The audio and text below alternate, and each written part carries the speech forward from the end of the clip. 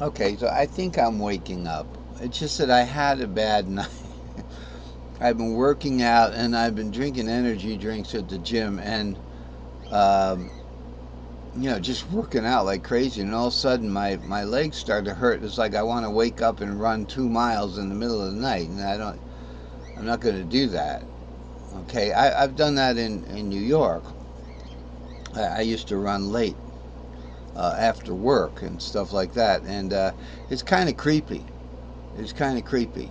Um, but if you're a good runner, you really got no problems. Could just run away for everything. Anyway, here we go. We're going to do this in root position here now. So I better just start the diatonic because that's easier. It's going to be S5G. So we're going to do now what, it might be fun to do the groove chord.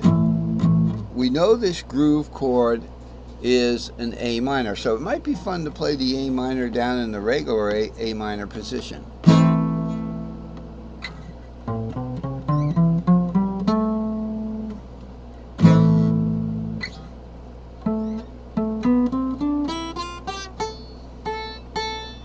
Now, see, I'm breaking that up into 2 octaves.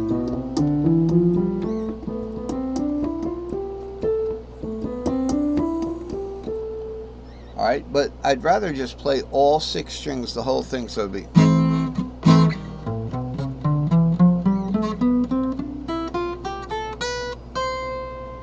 And then you lose sight of what you're doing. So there's something to say about starting and that's what the modes are. I mean, you have the, you have your Ionian, and that's all the white keys. Well, you have to have a starting point and an ending point. That's what the modes are.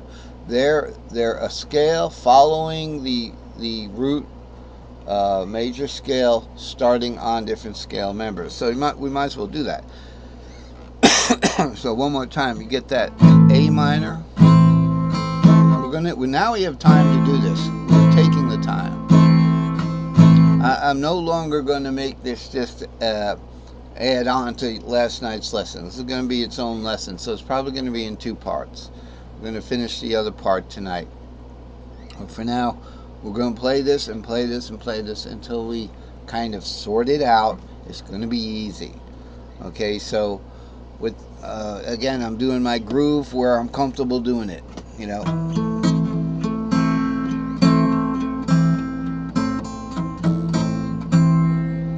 Now notice I'm not going to different chords, because if you go to different chords, you might play the pentatonic of the other chord, so it sounds like you're doing one then the other, and you don't link the proper pentatonic to play over the chord that you're doing. So let's just stay on one chord.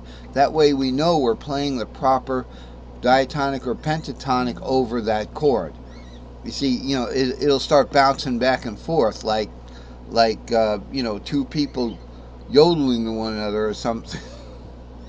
So you got like something like, if I just play the E minor here,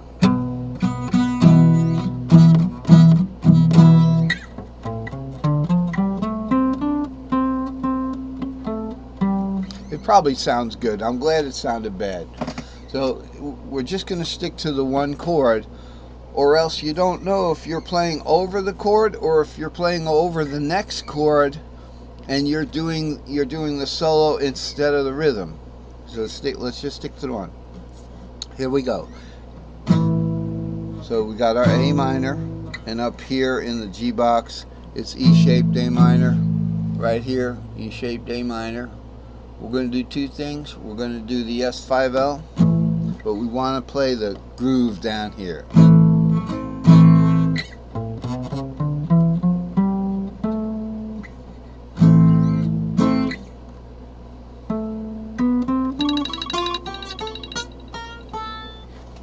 Whoa, phone call.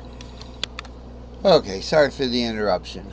I get some calls that people don't leave a message. I don't know. If people call me, they got to leave a message. Or else it could be just like one of those machines, you know. A machine can't leave a message. Sometimes they can, but they're not doing that either. Anyway, such is the woes of having smartphones, you know. You start to get spam calls. Spam's kind of like a soft word, you know. It's not, nobody's guilty of anything, it's just spam. You know, it's just they got your email, they get your phone number somewhere, and they want to send you advertisements or, you know, things like that. Don't fall for them.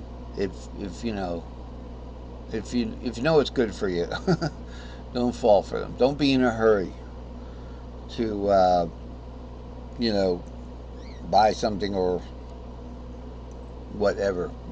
Click on a link or something. Don't be in a hurry to do that if you don't know who's sending you the call or the email. Anyway, now the only reason I know that is because I studied computer engineering and got a master's in computer engineering back a long time ago. Anyway, and so I pay money to Norton antivirus. Every year we go through this, talk them down, talk them down, talk them down, you know, and you know, I'm lucky if I get away with $80 a year. I'm lucky. Yeah, used to be less. So, and they take care of a lot of the problems, the pitfalls that I used to fall into without any virus scanners. So, let's finish. We're going to do this. We were right in the middle of something here, where we were rudely interrupted. Now, notice the G box has the 6 on the bottom. That means we can start an Aeolian scale there. Okay, so I'm gonna do that up here though. Okay.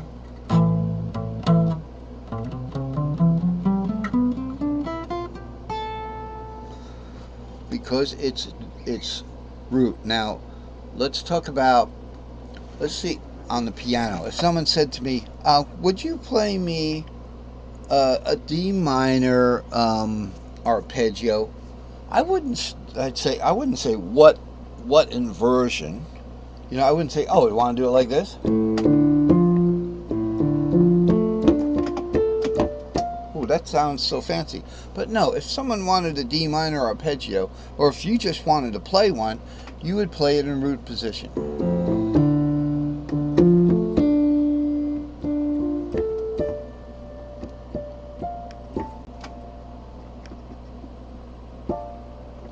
Alright, so here it is set up in root position all ready for us. What pentatonic are we going to follow?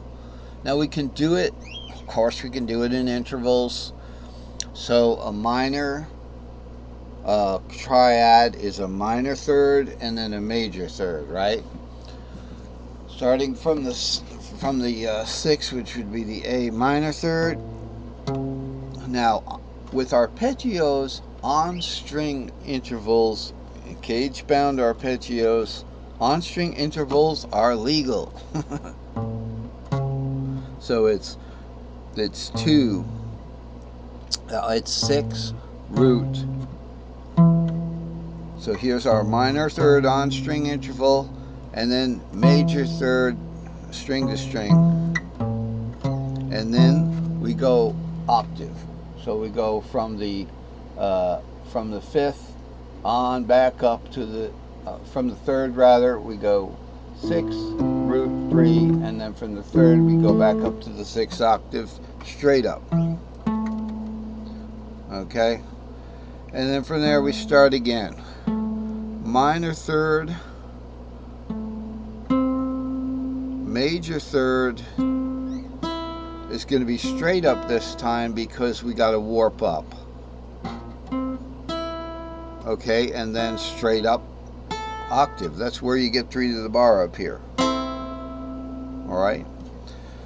You can do it that way, or you can fit it into the pentatonic scale. And that pentatonic scale would be